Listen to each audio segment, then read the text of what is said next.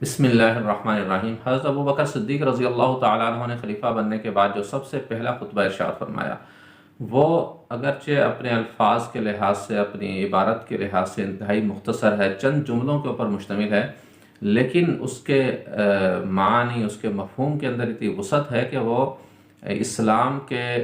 طرز حکمرانی، اسلام کے نظریہ حکمرانی کا اسے خلاصہ کہا جا سکتا ہے، جو کہ قیامت تک آنے والے انسانوں کے لیے جس کے اندر ہدایت ہے، رہنمائی ہے اور گائیڈ لائن ہے۔ حضرت ابوبکر صدیق رضی اللہ تعالیٰ عنہ فرماتے ہیں، ایھا الناس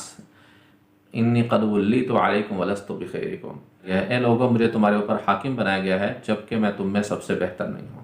تو حضرت ابوبکر صدیق رضی اللہ عنہ کا یہ فرمانا کہ مجھے تمہارے اوپر حاکم بنایا گیا ہے، اس بات کی طرف اشارہ ہے کہ میں خود سے حاکم نہیں بنا، میں خود سے امارت طلب نہیں کی، بلکہ مجھے لوگوں نے بنایا ہے، میرا انتخاب لوگوں نے کیا ہے۔ تو کیونکہ اسلام میں خود سے امارت طلب کرنا، خود سے منصب حکمرانی کو مانگنا، اسے طلب کرنا، یہ انتہائی ناپسندیدہ اور ناجائز ہے، کیونکہ اسلام کے اندر حکمرانی کوئی حق نہیں ہے، کوئی رائٹ نہیں ہے، بلکہ وہ ایک بڑی مسئولیت ہے، ذمہ داری ہے، رسپانسبلٹی ہے، جسے مانگنا ناپسندیدہ قرار دیا گیا ہے۔ حضور صلی اللہ علیہ وسلم نے فرمایا، حضرت عبد الرحمن بن سمرہ رضی اللہ تعالی روایت کرتے ہیں، آپ فرماتے ہیں کہ مجھے حضور صلی اللہ علیہ وسلم نے کہا کہ لا تسأل الامارہ، کہ امارت کو، منصب کو، حکمرانی کو طلب نہ کرو، فإنک ان اعطیتها مسألة وکلت فیہا الی نفسک، کہ اگر تم نے اس امارت کو مانگا اور تمہیں دے دی گئی تو تمہیں تمہارے نفس کے حوالے کر دیا جائے گا۔ وإن اعطیتها عن غیر مسألة اعنت علیہا، لیکن اگر تمہیں یہ تمہارے مانگے بغیر دے دی گئی تو تمہاری مدد کی جائے گی۔ تو لہٰذا اسلام کے اندر اس چیز کی حوصلہ شکنی کی گئی ہے کہ کوئی شخص خود سے امارت حکمرانی کو طلب کرے، اور آگے فرمایا وَلَسْتُ بِخَيْرِكُمْ، میں تم میں سب سے بہتر نہیں ہوں۔ حالانکہ سب جانتے ہیں کہ حضرت ابوبکر صدیق رضی اللہ تعالیٰ عنہ امت میں، حضور صلی اللہ علیہ وسلم کی امت میں سب سے افضل شخص ہیں، لیکن اس کے باوجود وہ فرماتے ہیں کہ میں تم میں سب سے بہتر نہیں ہوں۔ اس سے معلوم ہوا کہ ایک مسلمان حاکم کی بنیادی اوصاف میں سے اس کے اندر عاجزی کا ہونا ہے، انکساری کا ہونا ہے۔ ایسا نہ ہو کہ وہ حاکم بننے کے بعد غرور کا، تکبر کا شکار ہو جائے اور جو ہے وہ لوگوں کو حقیر سمجھنے لگے۔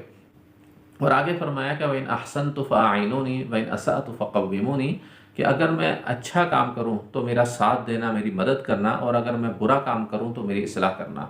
ان الفاظ سے واضح ہوتا ہے کہ اسلام کے اندر حکمران کوئی ایسی مافوق الفطرت مخلوق نہیں ہے کہ اس سے غلطی نہ ہو سکتی ہو، بلکہ وہ بھی انسان ہے، اس سے غلطی ہو سکتی ہے، وہ بھی اصلاح کا محتاج ہے۔ لہٰذا اسلام میں رعایا کو، عوام کو اس بات کا حق دیا گیا ہے، ان کو یہ آزادی دی گئی ہے کہ وہ حکمران کی اصلاح کر سکیں، لیکن یہ اصلاح جو ہے وہ پوری نیک نیتی کے ساتھ، خیر خواہی کی غرض سے ہونی چاہیے، نہ کہ اس کو بدنام کرنا مقصود ہو، اس کی توہین مقصود ہو۔ اور آگے حضرت ابوبکر صدیق رضی اللہ عنہ نے فرمایا الصدق امانۃ والکذب خیانہ، کہ سچائی امانت ہے اور جھوٹ خیانت ہے۔ اس میں حضرت ابوبکر صدیق رضی اللہ عنہ نے واضح فرما دیا کہ حاکم اور محکوم کا رشتہ وہ سچائی کی بنیاد کے اوپر ہوگا۔ حاکم کے لیے بھی لازم ہے کہ وہ عوام کے ساتھ سچ بولے، جھوٹ سے کام نہ لے، اور رعایا کے لیے بھی ضروری ہے کہ وہ حاکم کے بارے میں کبھی جھوٹ نہ بولیں، اس کے بارے میں افواہیں نہ پھیلائیں، اس کے بارے میں غلط بیانی نہ کریں، اس کے اوپر الزام تراشی نہ کریں۔ جب حاکم اور محکوم کا رشتہ سچائی کی بنیاد کے اوپر ہوگا تو ان کے درمیان ایک اعتماد قائم ہوگا۔ دیکھیں، حاکم کو جھوٹ بولنے کی کب ضرورت پڑتی ہے؟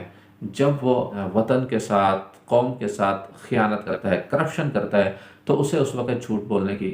جو ہے ضرورت پڑتی ہے۔ حضور صلی اللہ علیہ وسلم نے فرمایا قیامت کے دن 3 لوگ ایسے ہوں گے جن سے اللہ تعالیٰ نہ بات کرنا گوارا کریں گے، نہ ان کی طرف دیکھنا گوارا کریں گے۔ ان میں سے ایک جھوٹا بادشاہ ہوگا، جھوٹا حاکم ہوگا۔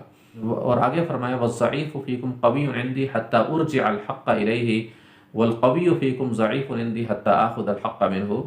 کہ تم میں سے کمزور شخص میرے نزدیک طاقتور ہے یہاں تک کہ میں اسے اس کا حق دلوا دوں، اور تم میں سے طاقتور شخص میرے نزدیک کمزور ہے یہاں تک کہ میں اسے حق وصول کر لوں۔ ان الفاظ سے حضرت ابوبکر صدیق رضی اللہ تعالیٰ عنہ نے بتا دیا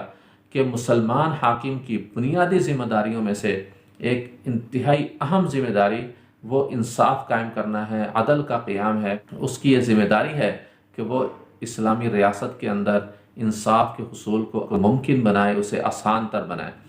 اور یہ کہ اسلامی ریاست کے اندر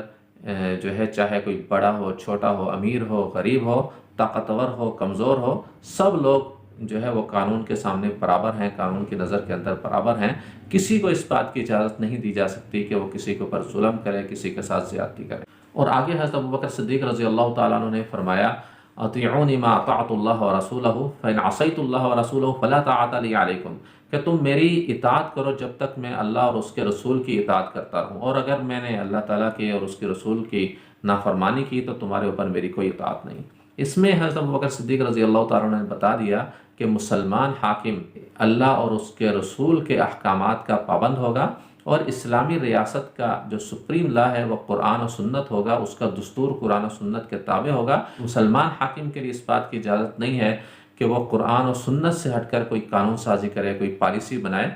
کیونکہ اسلام کے اندر حاکم اللہ تعالیٰ کا نائب ہے، جس کی یہ ذمہ داری ہے کہ وہ اللہ تعالیٰ کے احکام کو زمین کے اوپر نافذ کرے، خود بھی شریعت کا پابند ہوگا اور رعایا بھی شریعت کی پابند ہوگی۔ جو اسلامی ریاست ہے اس کے اندر بھی اسلامی احکامات کو نافذ کریں۔ اور اس سے یہ بھی معلوم ہو گیا اسلام کے اندر سیکولر اسٹیٹ کا کوئی تصور نہیں ہے، کہ اسلام میں اس بات کی اجازت نہیں ہے کہ ریاست جو ہے وہ مذہب سے الگ ہو، بلکہ اسلام کے اندر ریاست ہمیشہ اسلامی تعلیمات کی تابع ہوگی۔ یہ تھا حضرت ابوبکر صدیق رضی اللہ عنہ کا پہلا خطبہ، جو کہ رہتی دنیا تک تمام مسلمان حکمرانوں کے لیے مشعل راہ ہے۔ وآخر دعوانا الحمد للہ رب العالمین۔